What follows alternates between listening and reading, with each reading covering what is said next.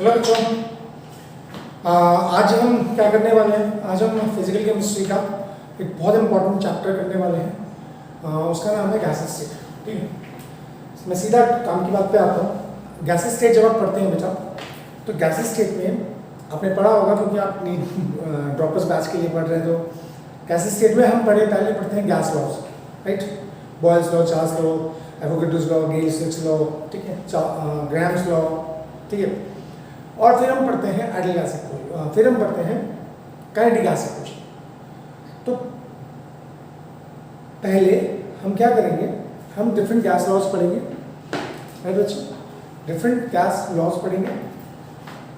Different gas laws को हम बोलते हैं मैक्रोस्कोपिक प्रॉपर्टीज ऑफ गैसेस। क्या बोला मैंने? Macroscopic properties. मैक्रो मतलब ऐसा होता है, मतलब हम गैस लॉज में क्या पढ़ेंगे, ऐसा होता है। जैसे बॉयल्स ने बोला, फॉर एग्जाम्पल, मैं आपको एग्जाम्पल दे रहा हूँ कि constant temperature and number of moles पे pressure is inversely proportional to volume. Say for example, अभी मैंने स्टार्ट नहीं किया है, तो बॉयल हम क्या पढ़ रहे हैं, हम पढ़ रहे हैं कि ऐसा होता है। बॉयल्स ने बोला pressure is inversely proportional to volume, तो उसने बोला कि प्रेशर इनवर्सली प्रोपोर्शनल है वॉल्यूम के, बस दैट्स इट। और ये एक्सपेरिमेंटल एविडेंस के ऊपर था, ठीक। ऐसे चार्ल्स कुछ बोलेगा, एवोगाड्रोस कुछ बोलेगा, गेल-सिक्स कुछ बोलेगा, ग्राम्स कुछ बोलेगा। तो जितने भी गैस लॉज हैं उनको हम बोलते हैं मैक्रोस्कोपिक प्रॉपर्टीज ऑफ गैसेस, ठीक है, मैक्रोस्कोपिक प्रॉपर्टीज ऑफ गैसेस। और उसमें हम सिर्फ क्या पढ़ते हैं कि गैस क्या बिहेवियर शो करती है, ठीक है बेटा। तो gas laws are macroscopic properties based on experimental evidence, क्या कि गैस क्या शो करती है, दैट्स इट, ठीक है। तो let's move on to the first law, that is our Boyle's law. Gas laws, पहला है गैस लॉज, और गैस लॉज में सबसे पहले आ रहा है BOYLE बॉयल्स लॉ, ठीक है। और बॉयल्स लॉ क्या बोलता है, at constant temperature and number of moles of gas, ठीक है। Volume of a gas is inversely proportional to pressure, हम यहां पे लिख देते हैं constant temperature and number of moles, ठीक है। Volume is inversely proportional to pressure, ठीक है। सीधा आगे चलते हैं।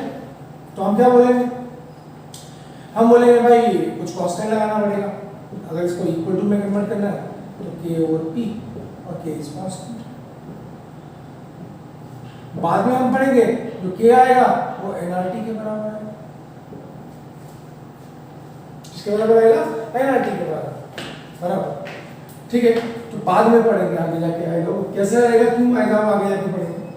तो अभी मेरे पास क्या है, ये, ठीक है, दिस, ठीक। तो मैं इसको ऐसे भी लिखता हूं, और this can be written as PV is equal to constant. ज्यादा करेगा से आगे लेट P1 जो है वो क्या है, प्रेशर एट वॉल्यूम V1, और P2 क्या है, प्रेशर एट वॉल्यूम V2।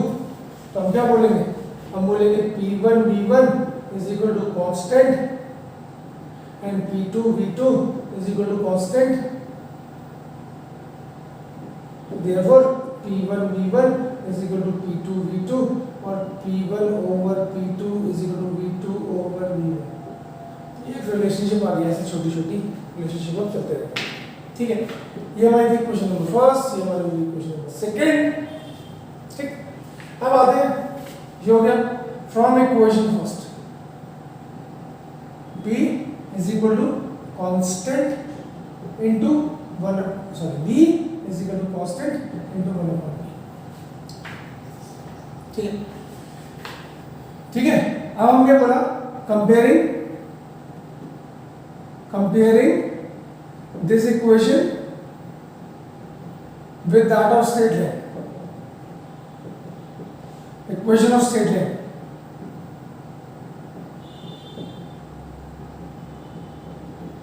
तो अगर हम इस इक्वेशन को इक्वेशन ऑफ स्टेट लाइन से रिलेट करें तो कांस्टेंट इनटू P, ये था ना, y is equal to mx plus c, ठीक है।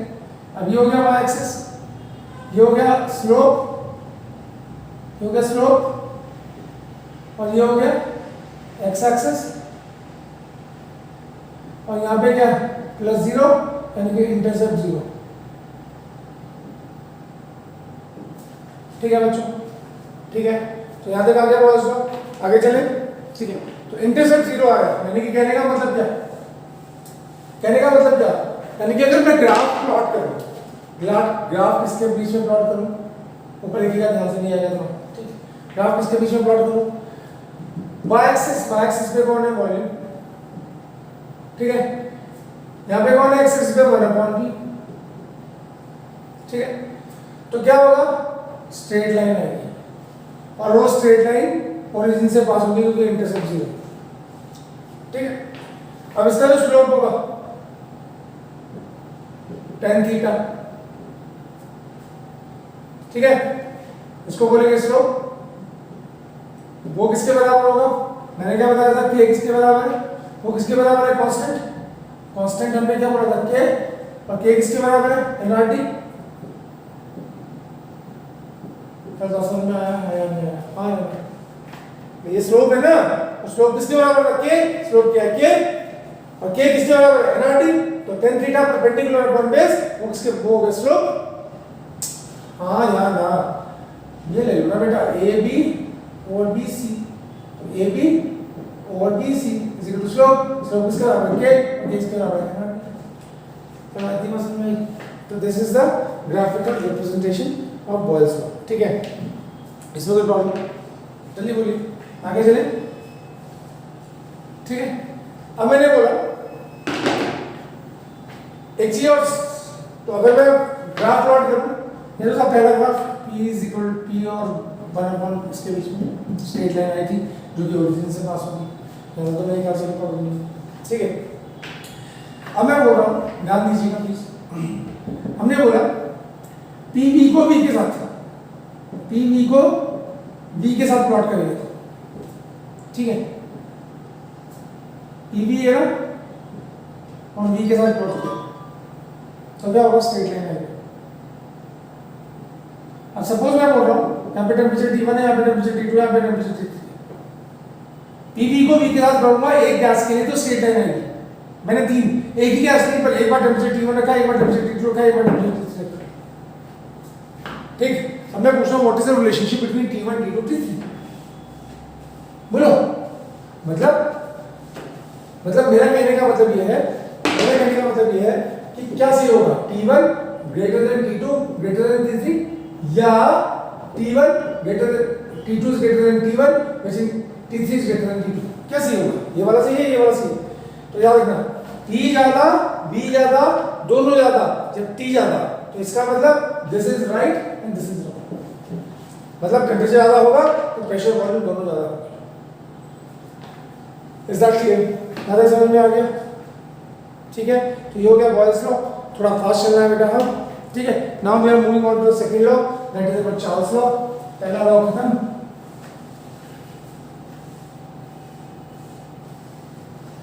नाउ सेकंड लॉ पे आते हैं, that is about Charles law, CHARLES, Charles law. और चार्ल्स लॉ क्या बोलता है, ठीक है, constant at constant temperature and constant pressure and number of moles, P and N constant, ठीक है, volume of gas is directly proportional to temperature, ठीक है। तो क्या होगा यहाँ पे कांस्टेंट क्या क्या करना पड़ेगा, P constant, N constant, N मतलब नंबर ऑफ मोल्स, ठीक है। हम क्या बोलेंगे, V is equal to constant K into T, K constant है, ठीक है, और V upon T is equal to constant, ठीक है। सिमिलरली हम लिख सकते हैं V1 over T1 is equal to V2 over T2, पहले बात की समझ में आ गई, ठीक है जी, हाँ यार ना आगे आ गया समझ में, इसमें कोई प्रॉब्लम ऐसा हो गया, हमने बोला चलो ठीक है, मान लिया आपकी बात। अब चार्ल्स ने कुछ और बोला, उसने बोला भैया टेम्परेचर बढ़ाओगे तो वॉल्यूम बढ़ेगा, ऑब्वियस सी बात है, टेम्परेचर आप बढ़ाओगे तो गैस के मॉलिक्यूल की काइनेटिक एनर्जी बढ़ेगी, और जब गैस के मॉलिक्यूल की काइनेटिक एनर्जी बढ़ेगी तो वो एक्सपैंड करेंगे, और जब वो एक्सपैंड करेंगे तो वॉल्यूम बढ़ेगी। तो दैट इज चार्ल्स लॉ, ये हमारा चार्ल्स लॉ है, ठीक है। हमने बोला ठीक है भैया, यहाँ तक आगे समझ, इसमें कोई इशू नहीं है, आगे चलते हैं, ठीक है। थोड़ा सा आगे और बोलते हैं, चार्ल्स ने क्या बोला, ठीक है, चार्ल्स ने क्या बोला, चार्ल्स ने क्या चुना बोला, चार्ल्स व्हेन प्लॉटेड, ठीक है, V versus T for various gases,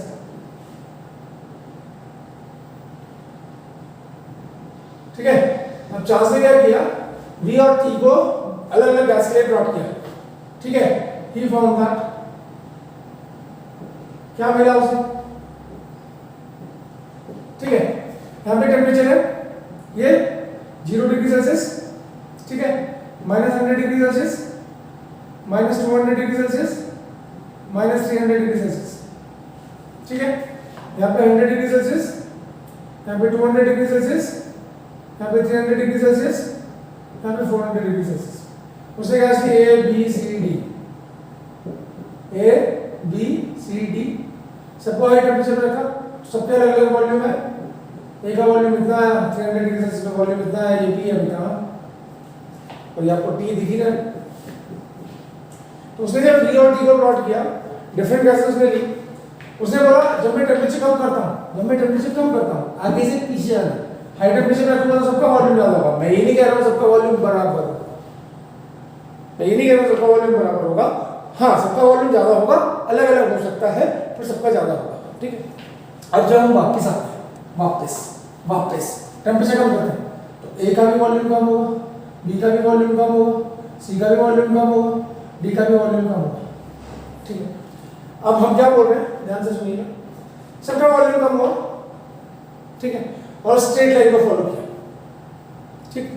अब देखो हम लैब में कितना बेचारा जो चार्ल्स था वो कितना टेम्परेचर कम कर सकता, -100, इससे कम तो नहीं कर सकता, से फॉर एग्जांपल -100 -150 इससे कम तो नहीं कर सकता। उसने बोला स्ट्रेट लाइन आ रही है, जब मैं वॉल्यूम टेम्परेचर कम कर रहा हूं तो वॉल्यूम की स्ट्रेट लाइन, वॉल्यूम की कम हो रहा है, उसकी स्ट्रेट लाइन 100 कम हो रहा है, ठीक है। उसने बोला आर्बिट्रेरी अगर मैं इसको धीरे धीरे क्या करूं, नीचे मिलाऊं, इसको भी नीचे मिलाऊं, स्ट्रेट करते हुए इसको भी नीचे मिलाऊं और इसको भी नीचे मिलाऊं, तो इस टेम्परेचर था 273.15, ठीक है, -273.15 डिग्री सेल्सियस, तो ये सारी गैस का वॉल्यूम 0, ठीक है। तो टेम्परेचर क्या था, -273.15 डिग्री सेल्सियस, जिसको भी हम 0 केल्विन बोलते हैं। ऑल गैसेस ऑक्यूपाई 0 वॉल्यूम, सारी गैसेस ने क्या किया, 0 वॉल्यूम को ऑक्यूपाई किया, ठीक है। अब 0 वॉल्यूम तो पॉसिबल नहीं हो सकता, इसलिए अब 0 वॉल्यूम, उसके बाद क्या हो जाएगा, वॉल्यूम नेगेटिव हो जाएगा, हाँ या ना। तो उसने बोला वॉल्यूम 0 मतलब कोई भी स्टेट ऑफ मैटर उसका वॉल्यूम 0 हो सकता है, पर नेगेटिव तो नहीं हो सकता ना, अगर हम उसको टेम्परेचर और कम करेंगे तो वॉल्यूम नेगेटिव आ रहा है, तो क्या नेगेटिव वॉल्यूम पॉसिबल है, no it is not. Is negative volume possible, no it is not, तो नेगेटिव वॉल्यूम पॉसिबल नहीं है। उसने बोला टेम्परेचर मिनिमम जो होगा, जो एग्जिस्ट कर सकता है वो -273.15 डिग्री सेल्सियस है, जिसको कि हम 0 केल्विन बोलते हैं। तो इसलिए हमने बोला 0 kelvin 273.15 degree Celsius is the minimum possible temperature, इसको हम बोलते हैं एब्सोल्यूट जीरो टेम्परेचर। क्या बोलते हैं, एब्सोल्यूट जीरो टेम्परेचर। पता समझ में आ गया, आगे चले तो ठीक है, इतनी बात समझ में आ गई तो एब्सोल्यूट जीरो टेम्परेचर समझ में आ गया, ठीक है। तीसरी बात क्या है, तीसरी बात क्या है, वापस आता है। चार्ल्स ने कुछ और बोला, क्या बोला, उसने बोला if volume V0, volume of gas eight 0 degree Celsius, ठीक है। उसने क्या बोला, volume of gas eight 0 degree Celsius and VT, volume of gas at T degree Celsius. अभी T डिग्री सेल्सियस क्या हो सकता है, ये ज्यादा भी हो सकता है 0 से और कम भी हो सकता है 0 से, ठीक है। तो he gave a relationship, T degree Celsius can be any temperature, it can be negative -1 -2 -3 -4 कुछ भी हो सकता है, और ज्यादा भी हो सकता है +1 +2 +3 +4 कुछ भी हो सकता है, ठीक है। अगर उसने बोला इफ, अगर हम ये मान ले then VT volume of gas at T degree Celsius is equal to V0 into 1 plus alpha T, ये गिव अ रिलेशनशिप। अब कैसे है इस पे नहीं जाना है, ठीक है, इस पे भी क्रैश कोर्स में तो नहीं जाएंगे फिलहाल, ठीक है। हमने बोला ये कैसे है, इस पे नहीं बहस करेंगे, ठीक है। फिर उसने बोला अल्फा T, इफ उसने बोला अगर आप टेम्परेचर को is measured in degree Celsius, अगर हम टेम्परेचर को डिग्री सेल्सियस में मानते हैं तो T इज इक्वल टू 1/273 का 1/273, ये बोला उसने। तो देयरफॉर VT क्या हो जाएगा, V0 into 1 plus T/273, ठीक है। Sorry, if temperature is measured in degrees Celsius then alpha is equal to 1/273, T नहीं अल्फा, तो अल्फा के लिए क्या देगा 1/273। तो ज्यादा समझ में आया, ज्यादा आया। अब अगर मैं क्या बोलता हूँ, ये मेरी होगी मेन इक्वेशन, ठीक है, ये मेरी क्या हो गई मेन इक्वेशन हो गई, ठीक है। फिर मैंने बोला if T is equal to 1 degree Celsius, इस T को हम 1 डिग्री सेल्सियस मानते हैं, तो VT volume at 1 degree Celsius, volume at 1 degree Celsius is equal to volume at 0 degree Celsius 1 plus 1/273, ये आएगा, ये T1 आ जाएगा, ठीक है। तो ये क्या जाएगा, volume at 1 degree Celsius is equal to volume of 1 degree Celsius, ये आ जाएगा 274 अपॉन 273, ठीक है। हाँ या ना, ठीक है। यहाँ पे ऐसे लिख सकते हैं, इसको ऐसे भी लिख सकते हैं, volume of 0 degree Celsius plus V0 upon 273, ऐसे भी लिख सकते हैं, कोई इश्यू नहीं है, ठीक। अगर हम बोले T is equal to -1 degree Celsius, ठीक, तो volume at -1 degree Celsius is equal to V0 1 तो आएगा, 1 तो कांस्टेंट है, -1/273, और इसको क्या लिख सकते हो V0 minus V0 upon 273, volume -1 degree Celsius. हाँ या ना, पहले तो यहाँ तक कोई प्रॉब्लम नहीं, जल्दी बोलिए, यहाँ तक कोई प्रॉब्लम नहीं, जल्दी बोलिए।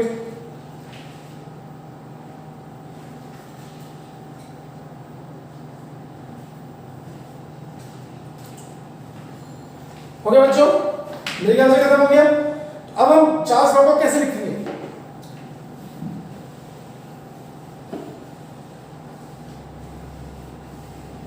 तुम चार्ल्स लॉ को क्या लिखेंगे कि भैया अगर volume of gas eight 0 degree Celsius V0 है, तो अगर आप 1 डिग्री टेंपरेचर बढ़ाते हो तो वॉल्यूम कितना बढ़ेगा, जितना 0 पे है उसका 1/273 times.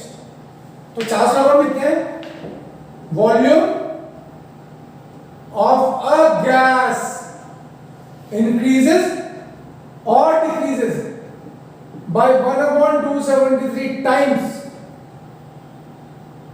Of its volume at 0 degree Celsius. क्या जितना 0 पे था उसका 1/273 टाइम्स बढ़ेगा, या जितना 0 पे था उसका 1/273 टाइम्स घटेगा, डिक्रीज होगा।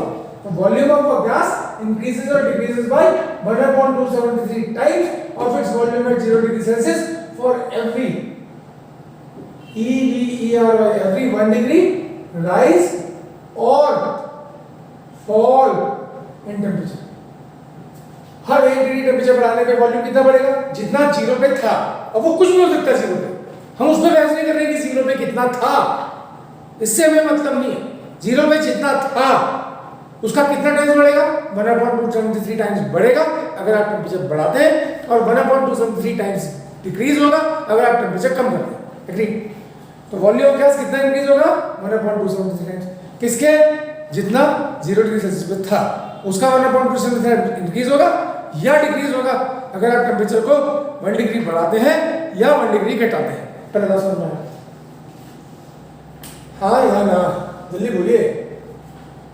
ठीक है, तो मेरे ख्याल से 400 समझ में आ गया। अब ऊपर एक मिनट, इसमें कोई प्रॉब्लम, हटाओ उसको। तो मेरे 2 गैस लॉस खत्म हो गए। अब तीसरे पे आते हैं, फटाफट देखिएगा। तीसरा गैस लॉ क्या है हमारे पास? तीसरा गैस लॉ है बेटा एवोगैड्रोस लॉ।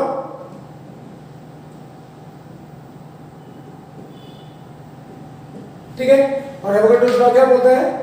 वो बोलता है कांस्टेंट टेम्परेचर एंड प्रेशर पे volume of a gas is directly proportional to number of moles. यानी कि अगर टेम्परेचर और प्रेशर कांस्टेंट होगा, अगर P और T कांस्टेंट होगा तो जो भी वॉल्यूम है गैस का वो डायरेक्टली प्रोपोर्शनल होगा नंबर ऑफ मोल्स के। अगर नंबर ऑफ मोल्स ज्यादा तो वॉल्यूम भी ज्यादा, नंबर ऑफ मोल्स कम तो वॉल्यूम भी कम। दोबारा, नंबर ऑफ मोल्स ज्यादा तो वॉल्यूम भी ज्यादा, नंबर ऑफ मोल्स कम तो वॉल्यूम भी कम।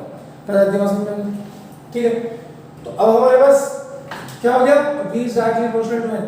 प्रॉब्लम किसी को? फिर इसने एक चीज और बोली, इसने बोला एट STP। अब STP पे थोड़ा सा बता देता हूँ। दो कंडीशन हो सकती है, टेम्परेचर जो होगा 273 केल्विन होगा, प्रेशर जो होगा वो 1 बार होगा, और टेम्परेचर को 273 केल्विन टेम्परेचर सेम रहेगा, प्रेशर जो है 180 है। ठीक है, तो 273 केल्विन पे अगर प्रेशर 1 बार है तो जो मोलर वॉल्यूम आएगा इसको बोलते हैं volume of 1 mole of gas. ठीक है, इसका जो मोलर वॉल्यूम आएगा वो 22.7 लीटर्स होगा, और इसका जो मोलर वॉल्यूम आएगा वो 22.4 लीटर्स होगा। बच्चों को सिर्फ ये पता होता है, ये पता ही नहीं होता। ठीक है, मतलब कहने का मतलब क्या है कि अगर आप प्रेशर को ATM में ले रहे हैं तो 1 मोल गैस को अगर आप इस कंडीशन में रखते हैं, यानी कि उसको 273 केल्विन पे और 1 बार प्रेशर पे रखते हैं, तो उसका वॉल्यूम 22.4 लीटर आएगा। पर अगर आप STP कंडीशंस इसको मानते हैं, यानी कि टेम्परेचर को आप 273 केल्विन और प्रेशर को 1 बार मानते हैं, तो जो मोलर वॉल्यूम आएगा वो 22.7 लीटर्स आएगा। हाँ या ना? तो अपने 3 लॉ कंप्लीट हो गए। नाउ अब मैं थोड़ा आगे चलता हूं। आगे कहां जाना है, मैंने ऊपर आ जाइए, स्पीड में करेंगे थोड़ा सा। हाँ, अब मैं आता हूं कंबाइंड गैस इक्वेशन पे। इस पे combined gas equation. Now combined gas equation कहां से आएगी? कंबाइंड गैस इक्वेशन आएगी बेटा, combined gas equation can be obtained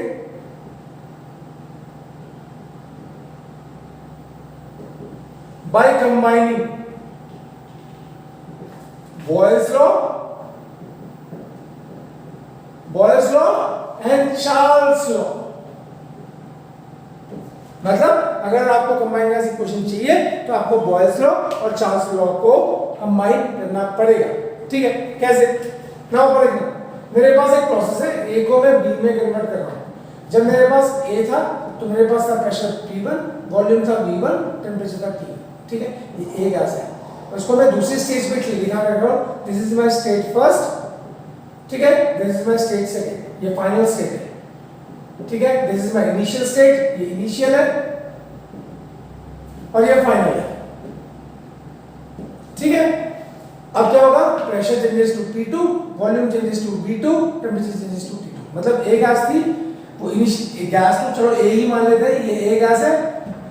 जब प्रेशर P1, V1, T1 से हमने उसको P2, V2, P2 करना है। ठीक है, अब हमने क्या किया?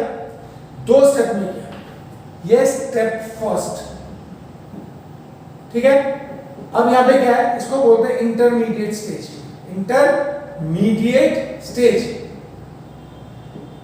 ठीक है, स्टेप फर्स्ट पे क्या होगा? मैं यहां पे रखता हूं, कितना आसान है। स्टेप फर्स्ट हमने बोला बॉयल्स लॉ को फॉलो करा, बॉयल्स लॉ इज फॉलोड। ठीक, अब यहां पे क्या होगा? बॉयल्स लॉ में भी क्या होता है? Pressure volume is inversely proportional to pressure. Constant क्या रहता है? T। कांस्टेंट क्या रहता है? T। तो T को कांस्टेंट रख दिया। सपोज प्रेशर चेंज हुआ P2 पे, तो अब बच्चे बोलेंगे वॉल्यूम, मैं पूछता हूं बच्चे वॉल्यूम कितना चेंज होगा? बच्चे तुरंत से sir volume V2 with full confidence. बच्चे तुरंत सर प्रेशर P2 का वॉल्यूम V2। मैंने कहा बेटा pressure not only depends upon pressure, volume do not depend only upon pressure, it also depends upon temperature. तो प्रेशर चेंज हो रहा है बट टेंपरेचर चेंज नहीं हो रहा है, तो वॉल्यूम V2 नहीं होगा, क्योंकि volume is only V2 when temperature is also T2। Agreed? Volume V2 तब होगा जब टेंपरेचर T2 होगा, क्योंकि आपने भी पढ़ा ये बॉयल्स है, चार्ल्स है। वॉल्यूम प्रेशर पे डिपेंड करता है, पर वॉल्यूम टेंपरेचर पे डिपेंड करता है। And volume is only V2 when temperature is also T2, तो वॉल्यूम इंटरमीडिएट हो गया, इसको मान लेते हैं V। ठीक, तो स्टेप फर्स्ट था। स्टेप सेकंड में हमने बोला Charles law is followed. Charles law is followed मतलब T कांस्टेंट। देखो अब temperature changes from T1 to T2 तो वॉल्यूम बिकम्स अब intermediately volume V to V2। अब वॉल्यूम V2 होगा जब प्रेशर T2 हो जाएगा। पहला समझ में आया? तो स्टेप फर्स्ट इज फॉलोज। अब इन दोनों को देखिए, तो मैं स्टेप फर्स्ट में क्या लिखूंगा, P1 V1 is equal to constant, ठीक है ये, और P2 V इज also constant. therefore P1 V1 sorry is equal to P2 V होगा ना। P1 V1 constant, P2 V constant, तो P1 V1 यहां से V की वैल्यू निकाल लो तो V is equal to P1 V1 over P2। This is my question number first. Agreed? मेरे ख्याल से आ गया होगा, आ रहा है समझ में? ठीक है, चलो स्टेप सेकंड पे आते हैं। स्टेप सेकंड, ठीक है, स्टेप सेकंड में कौन सा लॉ? Charles law is followed. कौन सा लॉ? Charles law is followed. Charles law is followed. और चार्ल्स लॉ क्या बोलता है कि V upon T is equal to constant.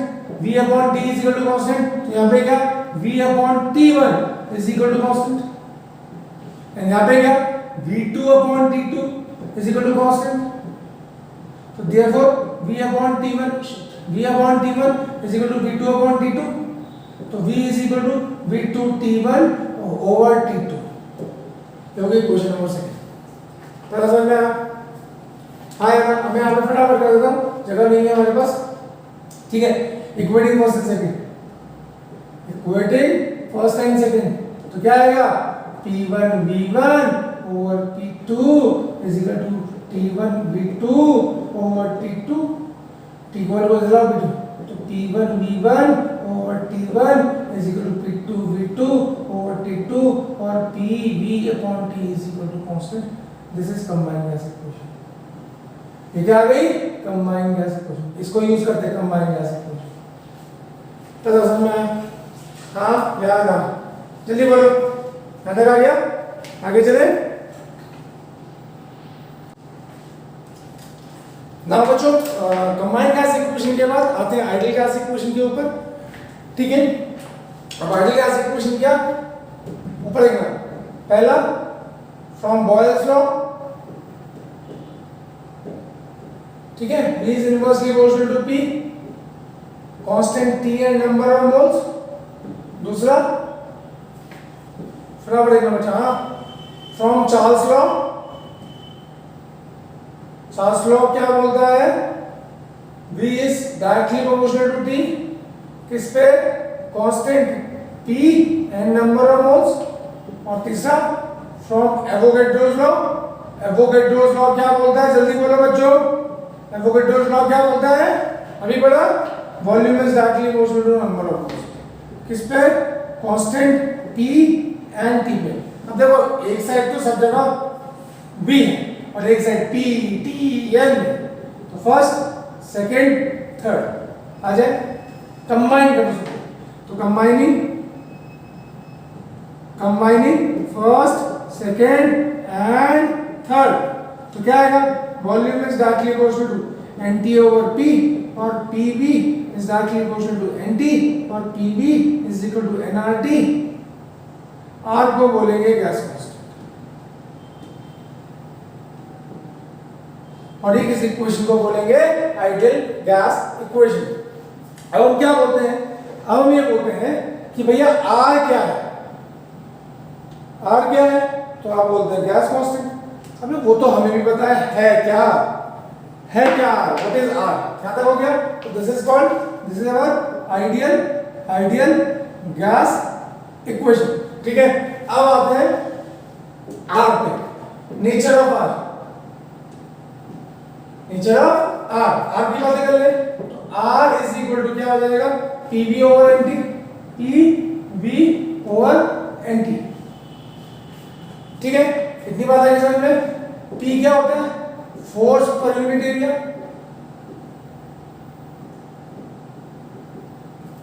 Pressure को क्या लिख सकते हैं?